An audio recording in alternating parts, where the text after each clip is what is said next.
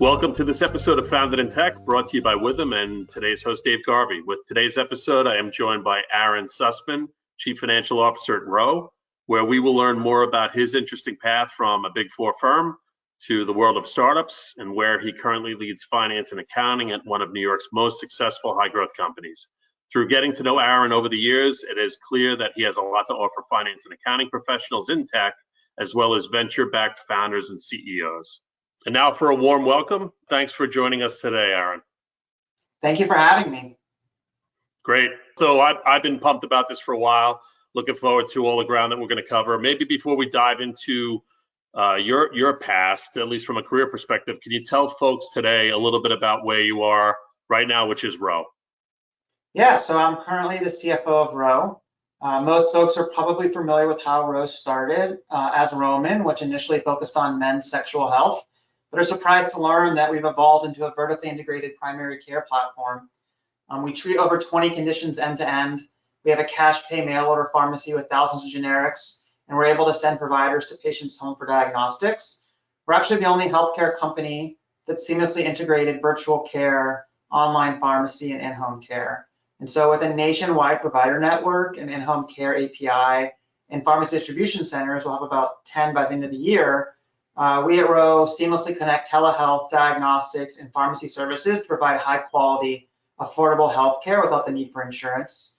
We're about 3.5 years old, and we've facilitated over 6 million digital health visits and helped patients in almost every county in the US. Yeah, which is quite impressive. Thanks for sharing that, by the way. All right, so let's go back to kind of the beginning, right? This is, at least from a career perspective, like I said, you're, so you finished school, you're in Texas, and you join a Big Four firm. Can you talk a little bit about what that was like, and then maybe just link it to some of what you learned there, which has benefited you now in more recent years where you're working with these more startup type companies? Yeah, so like you said, I grew up in Texas, and I'm a proud Longhorn. They have a 5-year master's program where you get your master's in public accounting as well as CPA. And so I naturally wanted to work in an accounting firm, post graduation. I started at Deloitte. I was in a niche group. We were doing private equity, M&A, tax. This was 2007, 2008. And so it was an interesting time back then with a lot of levered deals, especially being in Houston with oil and gas. And I think what was important to me as I worked at Deloitte early in my career is I really found like I was learning the building blocks of business. I really understood the metrics by which everything else was judged. And I thought by understanding those metrics and those building blocks, it would help me become ultimately a finance professional, something I always wanted to do. I always wanted to try to lead a finance organization, really help a business build the instrumentation to be able to take the business where it wanted to go. Definitely, yeah. And I can relate to even those same fundamentals and the building blocks. And so, all right, so then you found your way into working with startups, right? You even had some of your own entrepreneurial experience. Yeah. Maybe if you could share a little bit about what that was like, the transition, and where it's kind of brought you to present day. Yeah, so I moved to New York in 2013 as a co-founder of a company called the Square Foot. Square Foot is a venture-backed, what people now call a prop tech firm, so property technology. You can think of it like a Compass, but for commercial real estate. Still operates in New York City today. And I think what I learned about moving from accounting to a startup is sort of the idea of operationalizing a lot of the things that you were learning, right? As you're at a Big Four firm, a lot of the work you're doing is really not operational in nature. And so you are learning about the difference between kind of the accounting, closing the books, making sure that everything on the P&L and balance sheet are accurately reflected, versus operationally using the cash and the capital you have to drive metrics, whatever those metrics may be. And that's quite a different charter between those two career paths. Sure. Yeah, so, and like present day, you're at Rowe, right? And I remember talking to you actually when you first, you shortly after you joined there. It was maybe right around when that large Series A was going to be announced, which, I mean, remind me if that was maybe one of the largest Series A's ever, or if it was maybe the largest in consumer, or definitely in New York, it was the largest Series A. But you were there, you were the solo finance and accounting hire at the department. Maybe before we talk about things from a finance and accounting perspective, it would be great to hear, some of what led up to you deciding that Row was where you wanted to be. You had conversations with the co-founders and Zach, the CEO. There were things that you learned that you decided this was compelling and you needed to be there. Yeah, so I actually don't know if it was one of the biggest Series A at the time. I do know we were one of the fastest growing consumer companies ever. But yeah, I came in kind of right at the A round. The company had launched in November of 2017 and very quickly found product market fit. We started having discussions in early 2018, and I joined that winter right as we raised a Series A from First Mark as the lead. And yeah, I remember meeting Z, our CEO, at a coffee shop. We were introduced through a mutual friend, and I was just kind of blown away by him and his ability to sort of squint and see the future. He was really clear about what he was trying to build. This was not about just building a company that did online diagnosis to delivery of medication, but really what he was trying to build was a new healthcare system where everyone was going to be able to access high quality, affordable care. But he also understood that that couldn't be the initial pitch, right? You have to build something to build the infrastructure to earn the right to do those things. And since he experienced ED, he wanted to use ED as what we would say a books to Amazon or DVDs to Netflix. It allowed us to hit product market fit, bring members into the platform, show them the experience and the quality of care that we could bring them through telemedicine. And that allowed us to build the digital doctor's office. It allowed us to build the pharmacy network and build scale to go treat other conditions. And those were things that he always talked about from day one. And I was just kind of blown away at that sort of clear vision into the future. Also, you meet a lot of entrepreneurs, especially in New York City, and some of them just kind of have that charisma or X factor. You really think of them as a leader and you want to really be their partner. He really wanted a thought leader and a partner. At the time, the company was under 10 people. He could have hired someone to just close the books, but he really wanted a peer and thought partner to help him think through the levers of the business. He was willing to be told a contrarian take. In fact, he wanted to hear a contrarian take. The conversation we had is that ultimately we might disagree and commit, right? He could ask me about an opportunity. I could bring him my analysis and we might say, yeah, that's a lot of risk. I might not do that. And he might say, I hear that, except for, in order to be a big business, you have to be contrarian and right. And therefore I want to move forward, right? But then if it didn't work, we all kind of own that together versus, bringing someone a plan that just meets what they want to see. And so I thought that was a really mature way of thinking about things. And also he wanted to invest really early in the finance stack. I think my Deloitte and early career really taught me that I think oftentimes when a finance function isn't scaling or an accounting function isn't scaling, it's because there's a lot of technical debt. So just like they talk about in engineering, if you band-aid things for a long enough time, it will break and does not scale. And if things are moving really fast and things are breaking, the ability to go back and fix them is very difficult. And so we thought about things in a cheesy perspective, ounce of prevention is worth a pound of cure. And he was willing to invest the time, money, and resources to get these things right. And so I was just kind of blown away that, one, he had the vision. Two, he wanted a thought leader and wanted someone to really pressure test and play devil's advocate. And three, he was really willing to put the time, energy, and resources into the accounting function. So you lay those three things on top of the fact that digital health really hadn't been cracked yet and it had a massive TAM. It just felt like a great opportunity. Yeah, well, kudos to you for being able to see the vision at that time. I mean, that's a hard vision to see from where, Row had started out when it was Roman Health, right? And so, what you did was, you were obviously in a great spot, but you went for it. And it's, as we can see today, where Row is now, it's an amazingly successful company. And so we could get into more of that, but let's talk about some of the salsa now, some of the accounting and the finance, right? And so, so you're at Row and you are, like we said, finance and accounting hire number one, you are the department. What could you say about, what the playbook should look like when you come in there and it's just you? Yeah, it's tough. I think, oftentimes it really depends where your skill set lies, but I think ultimately you need to find someone who you think you can scale with at least for the next 18 to 24 months. And you need to find someone who can think strategically, but also is willing to get their hands dirty. So when I started at Row, I was cutting checks, I was doing journal entries, I was building the model, I was building the board decks. And the CEO was a partner with me in that, right, and helping me and do those things. And so I think you really have to find someone who has intellectual curiosity and really wants to learn and scale the business and be part of that initial team that helps really understand how do we grow this business and what are the levers of this business. I think that's the most valuable you can be to a CEO, right? They are trying to think about all the different things they can do to grow and scale and hit those metrics. And if you can unearth insights, bring them plans, and help them strategically think about and really bring numbers to the conversation in a thoughtful way, that's how you can actually become invaluable to your CEO. And then over time, it's just about scaling. And I think for us, because I was fortunate enough to have an accounting background, I actually hired a director of accounting first before I hired an FP&A person. And I think generally companies tend to hire that FP&A person first. I think because I had the skill set, and most finance folks will on the modeling side, I decided to just keep doing that myself, right? One was that I knew the only way the business scaled, and the only way that I would earn the credibility to keep advancing myself at Row was to forecast accurately, bring good projections, and really help the business understand where every dollar was going and how every investment was going.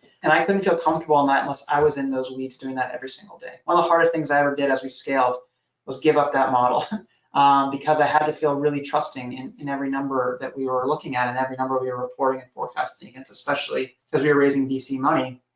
But because I knew that oftentimes FP&A doesn't work if you don't have good historical data, and you generally don't have that if you don't have great accounting and great books. And so that would be a harder thing for me to scale with. And so we hired a director of accounting.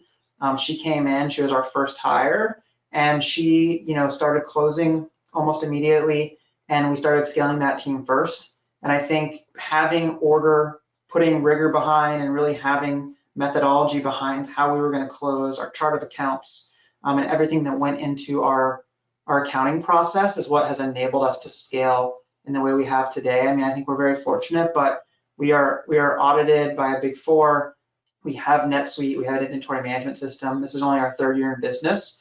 And, I like to think that we have a really smart, capable crew, and we do. But I also think a lot of that came from the fact is we started that in our first year, right? Most businesses wouldn't think that way. And I think we thought if we put this in now, it will be infinitely easier than if we try to put it in at scale. And where a lot of folks talk about how difficult an audit process is, which it is, and how difficult a NetSuite process is, which it is, if you are fortunate enough to have the resources to put that in early, it will be infinitely easier. And so we always try to invest early in the finance stack, and I think it has, paid a lot of dividends for us over time.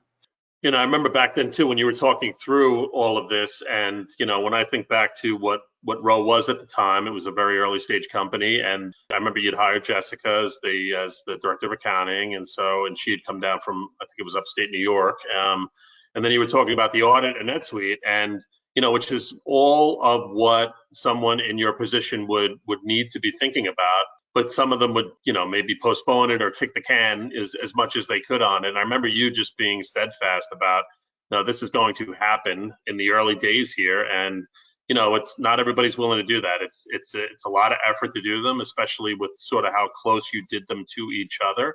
And so, kudos to you for doing that. I'm glad that is something that you said. It's something that I just believe in my experience, more people definitely need to hear that. What about as you were scaling that, right? You started with Jessica, started to hire more folks, maybe a little bit about just how you envisioned and encountered the type of build out that you needed for that team. Maybe some of the order of operations type things that are just important to pass on to folks.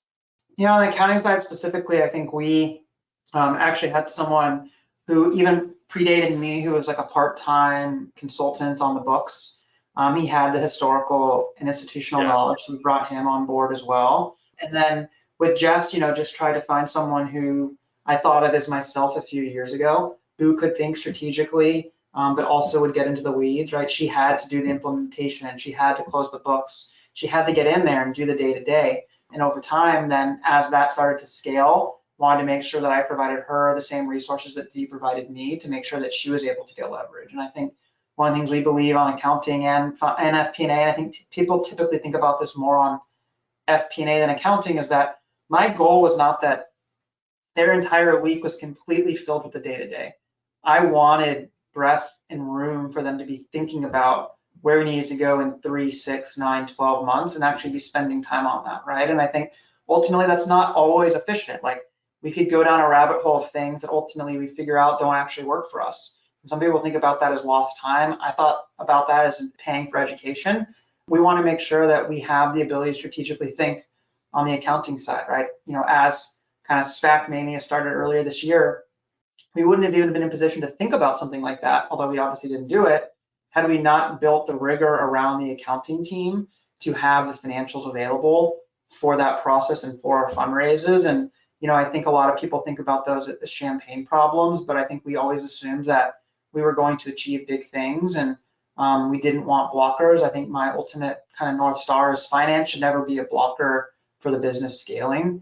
And that's how we started to hire. And then we brought someone else in from a Big Four, hired a few people underneath her, and then recently have hired someone who is much more well versed in the kind of documentation, SOX, internal controls perspective to make sure, again, like right now, is that the thing that's holding back Row? No, right? But could it hold back Row in 12 to 14 months potentially? And we don't want to be working on those things when opportunity strikes, and we want to be ready for opportunity. And I think oftentimes accounting can be the thing that holds people back from opportunity. They just don't really realize it until it's much too late. And so we want to make sure that's never the case here at Row. Yep. Well, especially if they've started it too late, which is something you can definitely take credit for making sure that did not happen. So speaking of goals, which you mentioned on a more micro level, at some point you decided, that you wanted to be a CFO, right? And so you've achieved that now. You're at Row, which is, like we've said, a wildly successful company. You're in an awesome spot there as CFO, right? What would you say was important on your path to becoming that? And then I'd love to follow it up with, what do you continue to look at and pay attention to and make sure you're committed to so that you continue to become a better and better CFO? Yeah, it's an excellent question. I think my goal was to become so invaluable to the company and to the management team that progression, would be natural. And I think the only way you can do that is just through like hard work and grit and determination. And I wanted to be involved and helpful in everything I possibly could, right? I think about finance as an infrastructure, not a blocker. And I think being a partner, to the management team through our 5 or 6 fundraisers really helped me develop that rapport and chemistry that, you develop that implied trust, right? They trust me that I'm going to always have the numbers available. I'm always going to bring the insights. I'm always going to let people know what's going on. I think that has been really important. I think over time, sort of, you think about high level as you earn the right. I think when I came into Row, I didn't say like, I have to be CFO. I started as the VP of finance, and it was ultimately like, can Aron scale with the company to earn the right to be the CFO? And I always looked at that as my challenge, is how do I make sure that I am doing all the things I need to make sure that the company believes that I can take that path, and the board as well, right? The board had to feel comfortable that I had the ability to raise capital for the company and provide that, what I would call instrumentation to take the plane where it needs to go. And they need to have ultimate trust that's going to happen. We have first time or second time entrepreneurs on the Row team. And so I also had to be there to help really guide the path. And I feel like if you just continue to earn the right, prove through hard work, determination, detail, and you also have to be able to put together accurate numbers, right? At the end of the day, you have to be willing to assess the business, understand where it's going. I kind of hate the saying, see around the corner, but I think you kind of have to have that innate ability.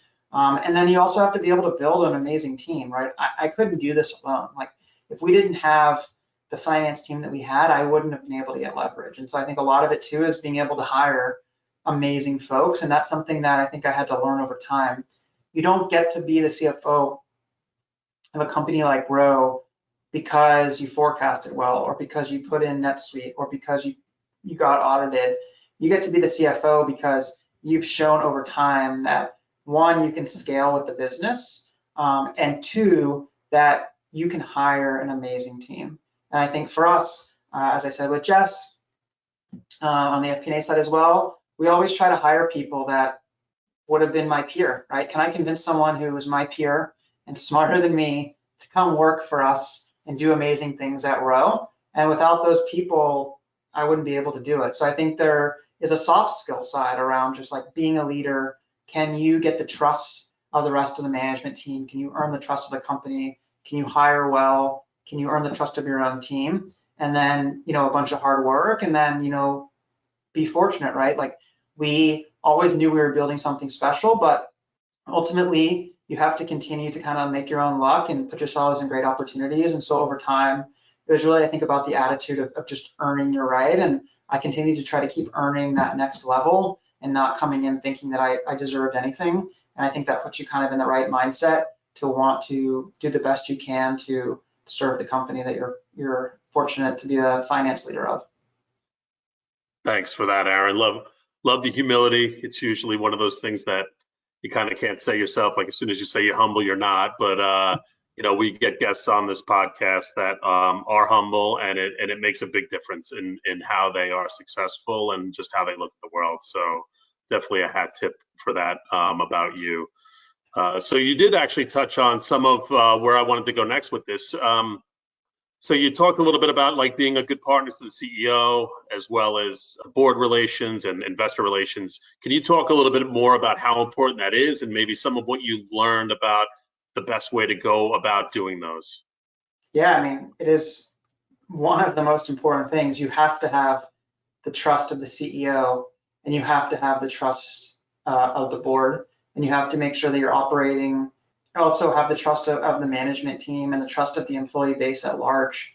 I think for us, we're really fortunate. We have like an amazing board with some pretty amazing people.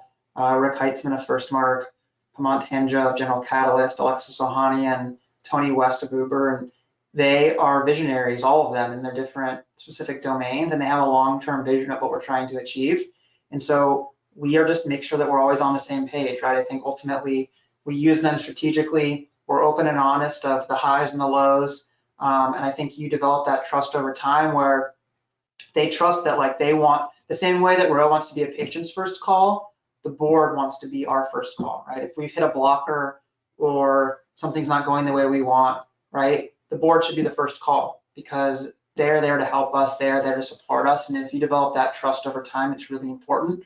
And I think, again, when you have a founding team, not just Z, but our founder, Rob Schutz and Saman Ramahian, we are a founder-led visionary team where they have an amazing vision for the future and what healthcare could be, and that's supported by the board.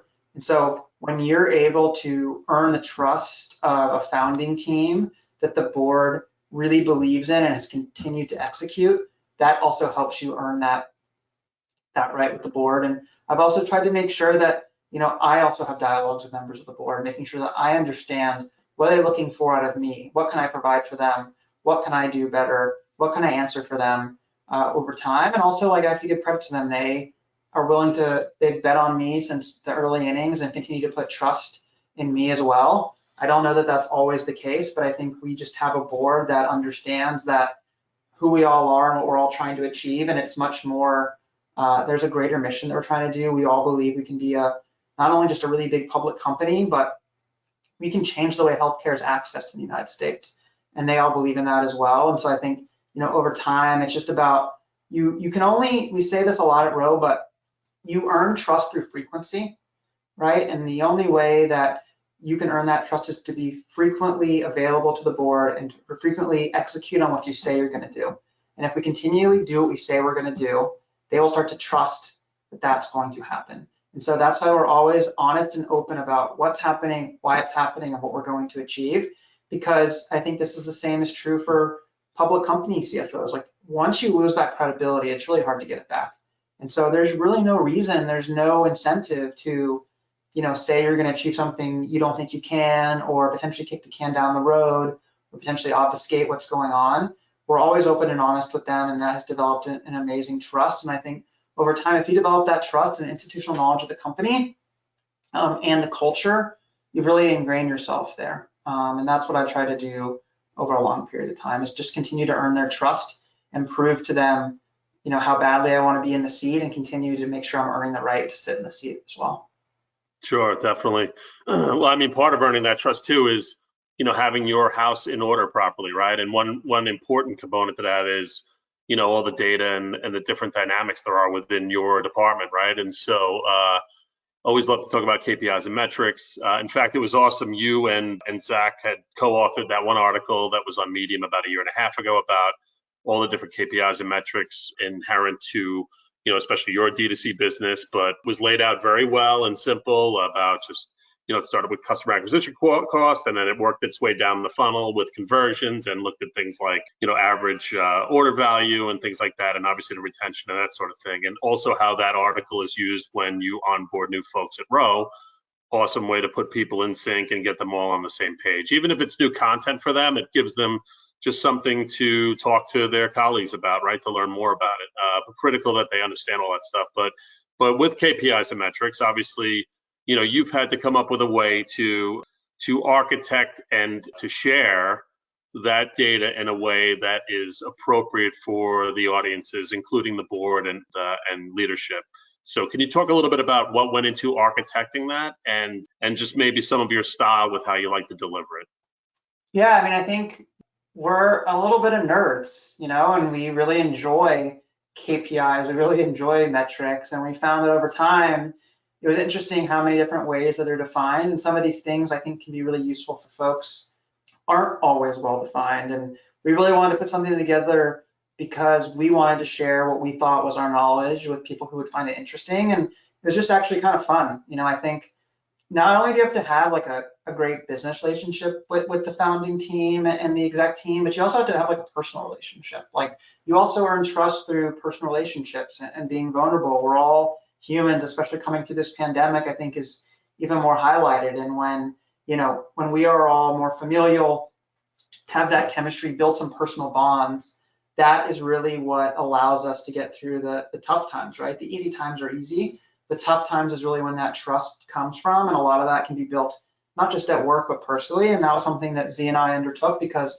it was both really interesting to us, and we thought it would be fun, and it really, it got our brains working, and we learned a lot writing that piece and wanted to put some things out there and see the response, which was awesome. And so that's where kind of that came from. In terms of, data in general, I think one thing we've tried to do is make fundraising a product. So we've been through fundraising quite a few times, and ultimately new investors are coming in because one, you've executed previously, but they want to understand. I think a lot of due diligence is just about like understanding, is your house in order? How clean is the data? How do you look at it?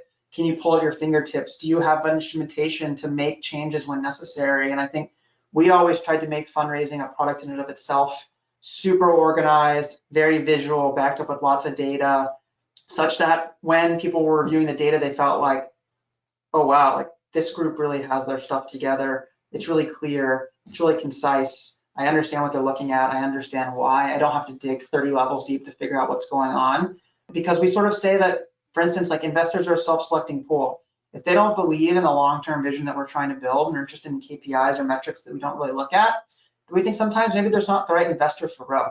Because over time, we want to look at the metrics we think are going to build a long-term, very big healthcare company. And so we have tried to make our data collection, our due diligence, and our fundraising pitch a bit of a product such that it really shows off how well we've done that. And I think for what it's worth, talked about earning the trust of the board, and I think that comes from there as well, right? One, when you're 3 years old and you tell the board, we're going to go get PCAOB audited financials, when they know you have NetSuite, when you're able to go get big debt facilities from major banks, when really big growth stage investors are complimentary of the process and the data and the rigor that went behind it, all that sort of external feedback also builds a lot of confidence within the board. And so, I think that's more of a positive symptom of all the work you're doing initially, but it's really hard for those things to happen if you don't have that rigor up front. And so oftentimes for us, it was just thinking about, and again, it proves to the board and your management team that Aaron or the CFO is thinking about what are we going to have to do in a year or 2 years that's going to allow us to unlock X, Y, or Z, right? There are a lot of really smart people who can do the day-to-day. Where people tend to get confused, and I had to learn this over time, is that being really smart and having the table stakes and just like the kind of the skills to get the job done in the moment you're in. Unfortunately, that's kind of the easy part. The hard part is thinking about, how do I make sure we're in the right spot in 2 years? How do I prioritize those asks? How do I build the trust to get there? And how do I implement them today while also scaling the business? And that's the softer side that you don't really learn. You don't learn, at least, I was only in public accounting for a handful of years, but that's not something you learn necessarily in professional services firm, especially when you're junior. That's something you learn over time, as you operate. And that's just a skill that I've had to continue to work on extremely hard, so that I could scale to be in the position I'm in today. Sure, definitely. I couldn't agree more. Like there's, each of us in our roles, we have to come up with strategy, and it's something that can't be done without all those critical components, like knowing what the necessary activities are to achieve any of these goals that are part of the strategy, and obviously the exercise of how to prioritize those, and then the flexibility to reprioritize if necessary down the road, maybe more than once. So definitely with you on that. So we're going to get into the final sort of innings of this episode, and it's been awesome. You mentioned before about being human, and so it's part of why I like to ask this next question. But what would you like to say? Just you're at a great spot in your career. You're still got a lot ahead of you. What would you like to share that is important for you to achieve, either boxes you want to check or just experiences that you want to have, either on a professional or personal level? Would love to hear you share some examples of that. For myself personally, yeah, the things I yes. still like to do. Yeah, I mean, I think like one, I've always had a dream of being a public company CFO. I think some kids grow up dreaming about being a baseball player for whatever reason. That's what I wanted to do. And so that is a big goal of mine in life, is to be able to do that one day. And so hopefully that happens. And then I think for me, I have 2 kids. I have a 2-year-old and I have an 8-week-old son, both sons. My father passed away a little bit earlier in my life, in my late 20s, or early 20s, excuse me. And being a father, and being kind of just around, present, part of their life as they grow up is very important to me. It's one of the unfortunate positives of the pandemic.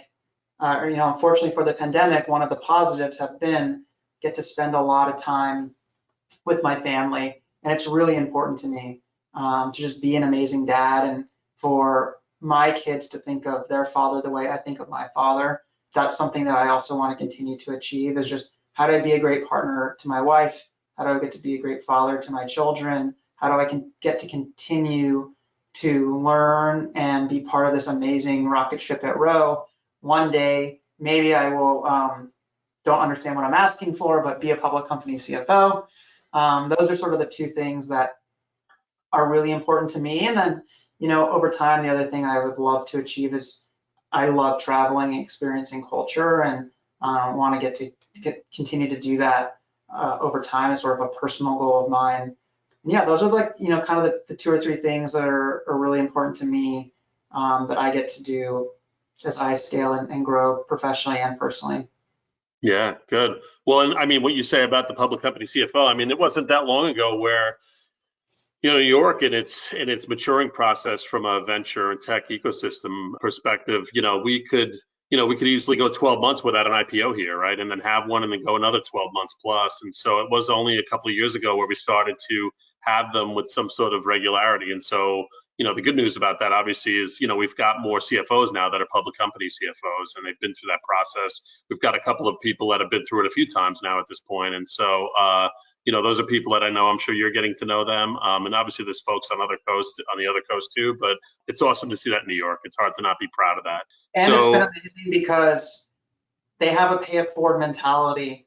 They've all been in the same position at one point in their careers, and they just have an amazing pay it forward mentality where, they want to be as helpful as they possibly can. It's the same way like I want to be as helpful to anyone that I possibly can. And I think, that mentality is quite amazing. And to get, as you said, there's just so many more now that have been through it, especially with all the different iterations that exist today, that it's really awesome to be part of that New York City community. And one of the things I'm really excited about as we get back to the office here in a few months is just to get back to the city. That energy, the people, those connections is something I really didn't miss over the past year and a half. Definitely, yeah, for sure. Cool, man. Well, so there's one part of this that we always like to try to close out on, and some of what you've already touched on, but just to articulate maybe a few of the lessons or any wisdom that you've acquired along the way, in your journey and all the different opportunities you've had to be the chance to be a part of. What would you like to pass on to either the folks that are like in finance and accounting that are trying to map things out, or even to those maybe earlier stage venture-backed CEOs and founders that they have not made that first important finance and accounting hire yet, or they've made it and it's maybe not the right one? Yeah, on the early stage, CEOs or founding teams, I think bringing in a senior person to sort of own and scale the finance function will make your life infinitely easier. If they're the right fit, they can be a partner to you in a way that I think will free up your brain to do the things that you really want to do. And I think will become an invaluable resource as you scale and be one of the more important and critical pieces of the company over time. And I think it's never too early, honestly. It's really hard to do it without that expertise. You will hit a wall that will make the next phase just really difficult. And I think I would be hard pressed to find someone who's like, yeah, that person was amazing, but it was just too early for them to be part of the company. I don't know that you'd ever find someone who would say that, or I never have. In terms of others in like the finance or accounting space, I think one is like, I guess it depends. Like when you're at a public accounting firm and you're kind of on that like safe trajectory and you feel kind of like there's like this structure, or even at a Fortune 500 company inside that accounting function or even finance function, it can be really scary to go to a startup. One, you don't know everything, right? You've sort of probably at a company like that is mature. There's processes, there's protocols. You're kind of doing similar things on a daily basis while you're slowly kind of learning and scaling, and there is a benefit to that. But if you really have an inkling to go do more, I'd say don't be scared by not knowing everything. I'd be honest about that with the people you're interviewing with and say, hey, like, I don't know it all. I haven't done that before, but I want to learn it. I will do everything in my power to be good at it, and I will take it onto myself to become excellent at that skill and mean it, right? So be honest about it, but also don't be scared, because you can learn it, and half the time learning is by doing. And two is that, like, depending on where you are in life, like, it will just get harder to make that leap. When I made the leap, I didn't have a family. I do now. It doesn't preclude you from it, but it's harder, right? It becomes harder and harder over time, especially as you get more ingrained in your career to make that leap. And so when I made the leap, it was scary. I think this was 12 years ago, but people thought I was crazy to leave a great job at a big four on a great trajectory. It was so secure. I knew where to go. I knew what I was doing. I knew how to achieve the things that would put me on a positive path, but it just didn't feel great. I didn't, again, I was in a position where my father had died, so I was having a little bit of a quarter life crisis, but I didn't want to have regrets. And I think what I learned is that if it doesn't work out, you always go back, right? Now you may be a few years behind others, but I think it's worth it in terms of the opportunity it may provide you. And, life is short, so you might as well do something that really stimulates your brain, you enjoy, you have fun doing, if possible, you don't think of as work. So I would just try to make the leap. And the other thing I would say is, like, you can stage that risk, right? You can go to a 3-person company and be the finance leader. You can go to a Series C company and be the lieutenant to the VP of finance. And I guess the last thing I would say is, if you are thinking about making that leap, one thing we always talk about on my team, and I think at Row in general, is that you want your manager to be someone who's going to understand your goals and help you achieve them, hopefully at the company you're at, but anywhere. And what I mean by that is that if our VP of FP&A wants to be a CFO and she thinks she's ready and I think she's ready, but it's not available at Row, I should be championing her and giving her the skills to make that happen, even if it's a big loss for us, right? Because ultimately you're trying to lift other people up, and that's what you get the best work out of them. And you want to make sure you have a company that's devoted to that. So if you're an accounting firm or you're in a finance firm, you're like, hey, my goal is to be a VP of finance and run a finance department. and you're going to go in more in a a manager type role, make sure you're going somewhere that understands where you're trying to head, although you know it's going to take time, and that will give you the opportunity and the resources to learn the skills necessary to get there. And if you can find that, again, I've been fortunate that the risks I've taken have worked out, but I think typically they can and they will, and if they don't, those secure kind of Fortune 500 company, Big Four firm jobs will always exist, but it just might lose a few years on your track. But I think over time it's probably worth it if you think that that's something that you might regret not doing if you don't ever take the leap. That's right. In fact, I mean, at some point it might even be where the tables are turned on the way that the risk is understood, like where it seems too risky to not make the move, where at some point it might become too risky to actually stay. In all places nowadays, there's a lot changing fast, right? And so who knows what stability really exists in terms of the way it used to look, right? I think Definitely critical for people. Safety of job at a big company is a little bit of a fallacy. It's a construct in our minds. Like, job's a job, you got to perform.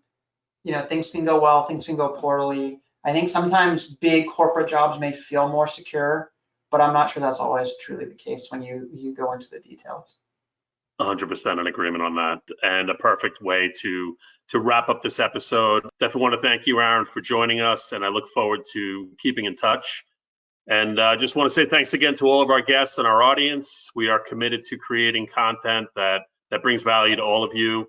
Having someone like Aron Susman come on the show is huge, and glad that he was able to share what he did. Please feel free to reach out anytime if you ever have ideas for future episodes or if you just want to be a guest.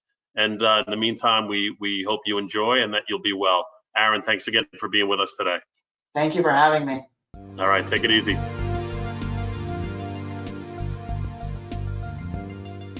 Thank you for tuning in. If you liked it and want to hear more, you can follow us and subscribe, and we'll see you next time on Founded in Tech.